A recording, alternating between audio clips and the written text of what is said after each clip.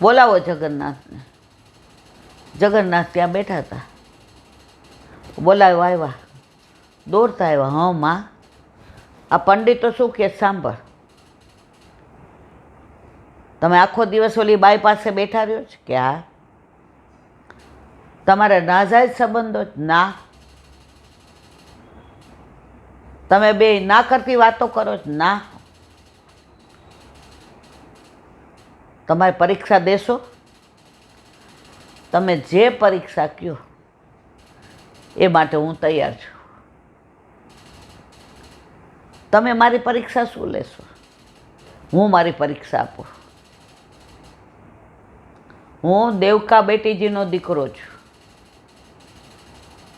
હું ગુસાઈજીનો દોહિત્ર છું. તમે મારા ઉપર આવી આડ કેમ ચડાવી?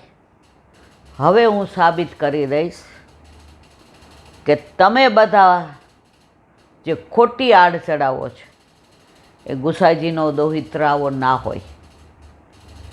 કે શું કરીશ? શું કરશો? આજે સાંજે ગંગાજીની આરતી થાય ત્યારે તમે બધા આરતી કરતા હશો. ગંગાજીના પગથિયા ગણી જોવાના.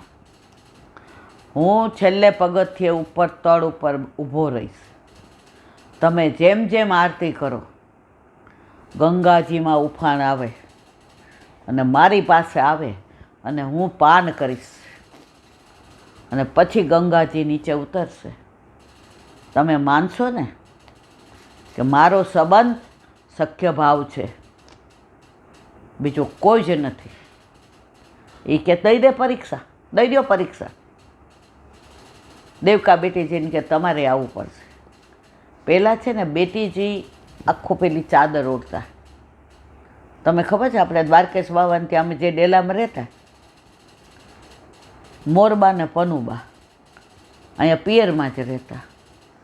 એને ક્યાંય જવું હોય પધરામણીમાં કે ક્યાંય બીજે તો એક આંખ દેખાય ને એટલું જ, બાકી એમના ચરણના દર્શન ન થાય. પેલા બેટીજી એવી મર્યાદા રાખતા હતા. બેટીજી કે હું તો કે તમારે આવવું પડશે. બેટીજી કે કાંઈ વાંધો નહીં. એ આવ્યા ચાદર ઓઢીને. બેટીજીને વિશ્વાસ હતો કે આમાં ગુસાઈજી મારા પિતાશ્રીનું લોહી વહે છે, મને આમાં જરાય સંશય નથી. અને જગન્નાથજી કે જો મારી એવા રિલેશન હોય તો ગંગાજી સાથ નહીં આપે, અને જો નહીં હોય તો ગંગાજી ઉફાણ લાવી ને મારા પાસે આવશે ને હું પાન કરીશ, એમાં કોઈ શંકા ને સ્થાન નહીં. આરતી ચાલુ થઈ. એક ટૂંક, બે ટૂંક, બધાય રાજી થવા માંડ્યા. હોશિયારી નીકળી ગઈ ને. હજી તો ત્રીજી ટૂંક આરતીની ગાતા હતા. ગંગાજીમાં ઉફાણ આવ્યું.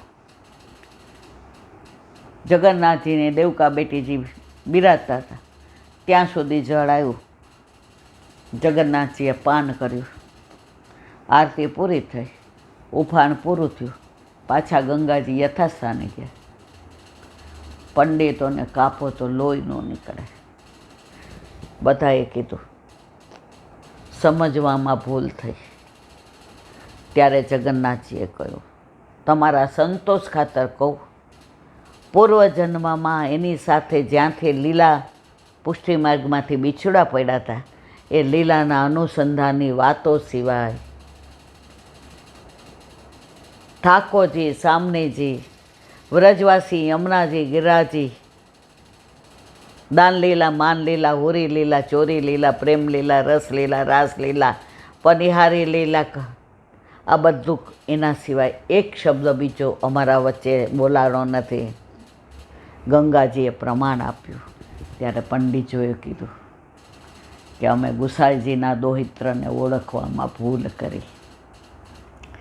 દેવકા બેટીજી કે તમે જગન્નાથજીને ઓળખવામાં, પણ તમે ગુસાઈજીને ઓળખવામાં ભૂલ કરી. અમે પાછા ગોકુળ જઈએ છીએ. પાછા ગોકુળ આવ્યા.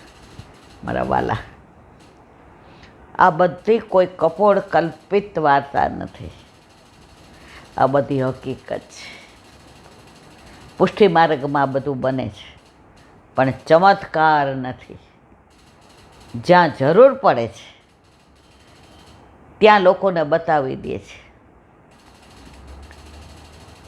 પણ વલ્લભ સ્પષ્ટ કહે છે, પ્રગટ કરે રસાય. અમારે કોઈ ચમત્કારની જરૂર નથી. અમારા મળમૂત્રથી ભરેલા દેહથી ને અમને ઠાકોરજી મળ્યા, આનાથી મોટો ચમત્કાર કયો હોઈ શકે? બોલો વલ્લભા.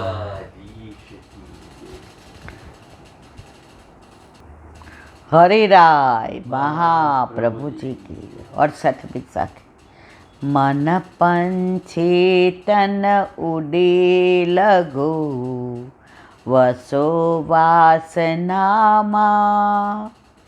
प्रेम बाज की झपटी में जब लग आयो नाय श्री वल्लभ, जब लग आयो. मन पंछी तन उड़ी लगो, वसो वासना माय. વાસના સંસાર. આ મનરૂપી પંછી એવું છે, એ વાસનામાં એટલે સંસારમાં જ ઉડ્યા કરે છે. એને એમાં જ મજા આવે છે, એને એમાં જ ગમે છે. અહીંયા બેઠા છીએ, આમાં એરોપ્લેન બોર્ડ છે એટલે બેલ રિંગ ન વાગે, આમાં વાગે. ગમે એનો ફોન આવે એટલે બંધ કરી દઈએ. આકાશનો આવે તો વચ્ચેથી કેમ વાત કરીએ છીએ?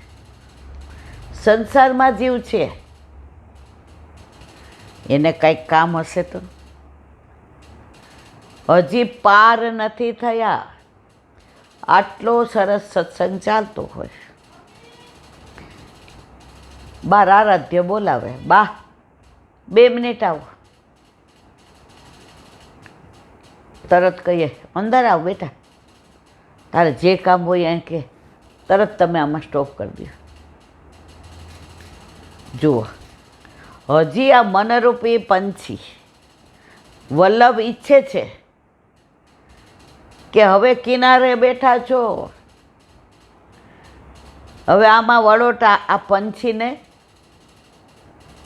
ભગવદીઓના સંગના બાજરૂપી, એટલે બાજ પક્ષીના મનમાં આમ હાથમાં આવી જાય ને, તો એ મન તમારું પછી વાસનામાંથી વિહારી સુધી ક્યારે લાવી દે ખબર ન પડે. પ્રેમ બાજ કી ઝપટી મેં. પ્રેમ સિવાય હરિરાયજી, વલ્લભ, ગુસાઈજી, દ્વારકેશજી, પુરુષોત્તમજી કોઈએ વાત કરી નથી. પુષ્ટિ માર્ગમાં એવું છે જ નહીં. આમ કરો તો આમ થાય. અહીંયા કોઈ સકારાત્મક ભક્તિ નથી. એટલે જ મારે ઓલા વિડીયો જોઈને કહેવું પડ્યું, તમે તુલસીજી પાસે આ વસ્તુ મૂકો, 100% લક્ષ્મી આવે. એટલે બધાય વિડીયો સાંભળે. એ મારા વાલા આબા અબારામાં એવું હોતું જ નથી. તમે સેવા સ્મરણ સત્સંગ શેના માટે કરો છો? પ્રભુના તત્સુખ માટે. બીજું કોઈ કારણ નથી. બીજા કોઈ કારણથી તમારે શ્વાસ લેવો જેટલો જરૂરી છે એટલી સેવા કરવી જરૂરી છે.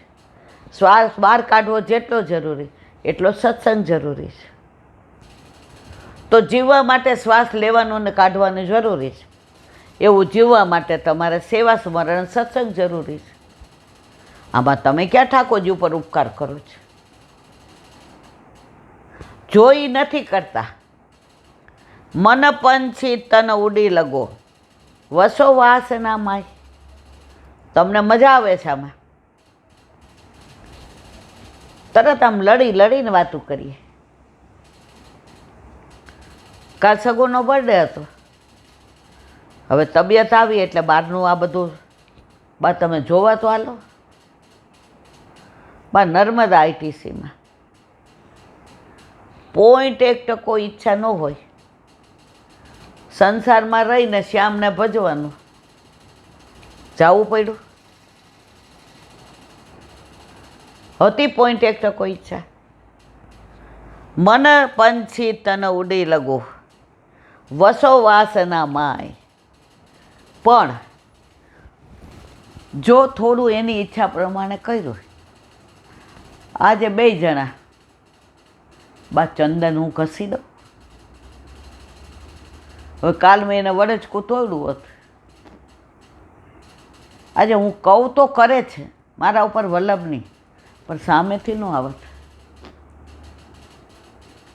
ઠાકોરજીના શ્રૃંગાર થઈ ગયા એટલે હમણાં શું ખાલી ઓલા આડબંધને એ જ ધરાવીએ, કારણ કે ગરમી બહુ પડે છે. આપણને જ આમ એમ થાય કે આ ઘસાયેલા કપડાં પહેરીએ, નવા નથી પહેરવા. ખાલી આટલું આડબંધ હોય, એના ઉપર નાની મોતીની કે ચીપની કે ચંદનના માળાજી હોય અને ફૂલના માળાજી હોય, એટલે ઠાકોરજીના શ્રીઅંગના એવા સરસ દર્શન થાય.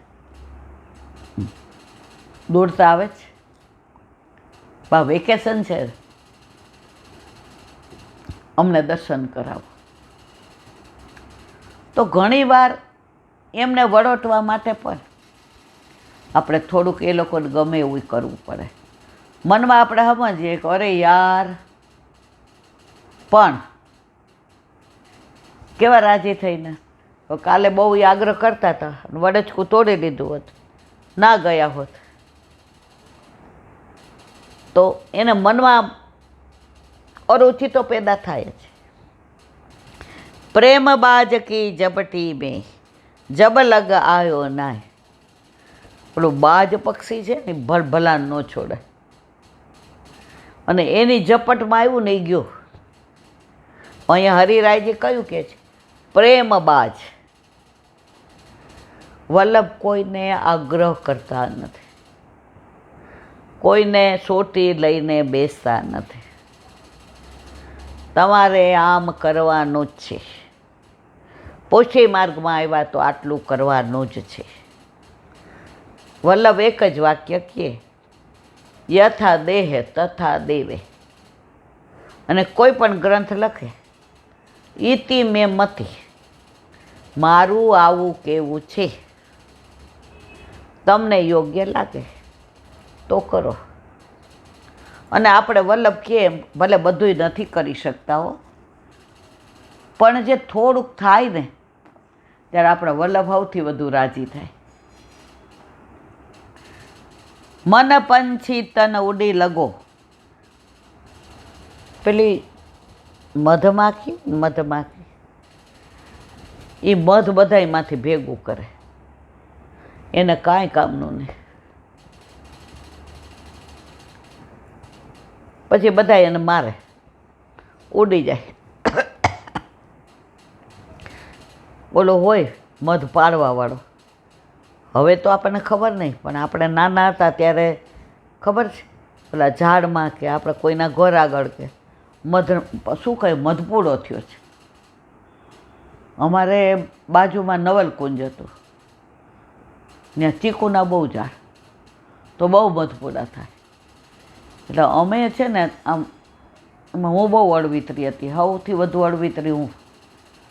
ભાભુના ઘરે, મારા ઘરે સૌથી છોકરા છે, એટલે ચીકુ પાકવાના હોય ને એટલે બધાય મને કહે, બેબી ચડી જા.